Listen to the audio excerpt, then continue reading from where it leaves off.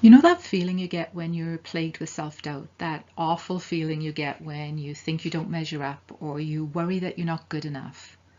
Well, what we should be told all along and what we really need to hear is that we're not the only one who has these moments of deep despair. We're not the only one to feel like we're broken and alone.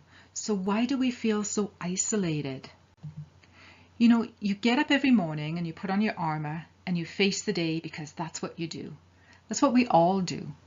The thing is that as years go by, for some of us, that armor can get heavier and heavier. It eventually becomes our constant companion that we rely on. We become comfortable with it. And every day we face the world wearing that armor, and we believe that that is what keeps us safe. It's what protects our hidden emotional wounds that never seem to completely heal. The wounds we live with that we think no one can ever see. The problem is that that armor is built from fear and self-doubt, and it's those negative thoughts that weave together and harden like steel.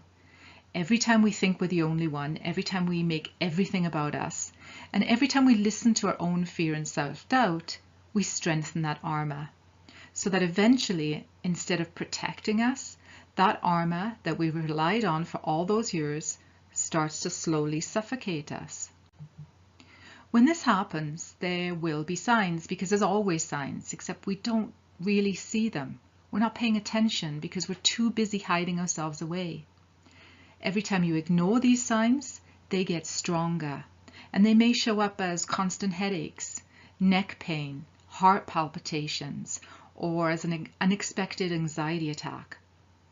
It may even be that occasional glass of wine at the end of the day has now become a frequent need, or it may show up as uncontrolled sobbing for no particular reason, or a constant feeling of despair and loneliness.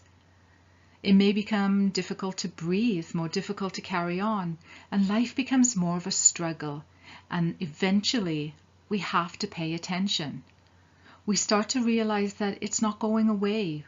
We try and cope the best we can, which is usually to strengthen the armor, shield ourselves away from the outside world. But we know, like deep down inside, we know that something has to give. The thing is that every thought of cracking, the very thought of cracking that armor wide open can be terrifying.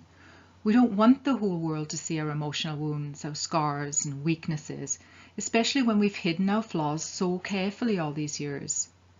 But what we fail to see, what we really fail to realize, is that the whole world isn't watching. It's really not watching us at all. Everyone's so busy trying to cover up their own perceived failures and flaws that no one really cares about ours. And the only people that truly matter, the only ones that really give a damn, are the ones that already see us, the ones who see us for who we really are, and yet have the nerve to love us anyway. Isn't it time to soften the armor, to slowly remove the hardened shell, because only then can we start to dismantle the wall we've built between who we think we need to be and who we really are. Once we realize that we don't have to listen to those thoughts, that we always believed were protecting us, that those thoughts are not who we are, and that all those thoughts, all those negative, damaging thoughts were just hurting us. They were the very things that were making us feel alone, lost, and isolated. And once we believe that, and I mean really believe it, we can start showing our true self and not be afraid of that anymore.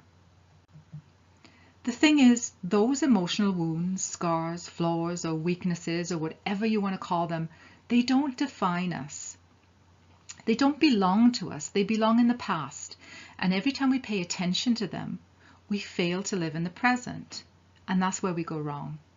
Life is meant to be lived in the now, in the present, not in the past and not in the future. It's the present that matters, because when you really think about it, that's all we can be really sure of. So the next time you start thinking of putting on that armor, remember, you're not the only one. I've been there too, and so have many, many other people.